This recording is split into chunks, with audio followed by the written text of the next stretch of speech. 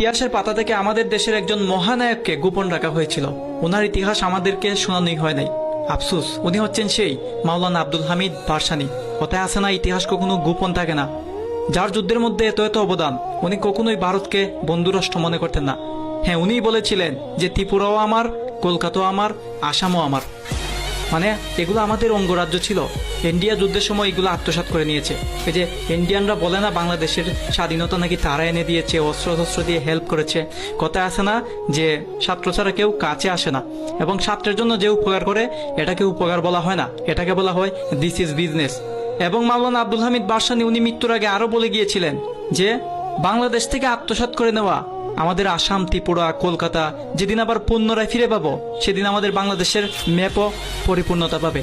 শুধু তাই নয়, আরো বলে গিয়েছেন যে বাংলাদেশের 20 শ্রেষ্ঠ সন্তান হচ্ছে তারাই যারা মনে করবে ভারত আমাদের চরম শত্রু এবং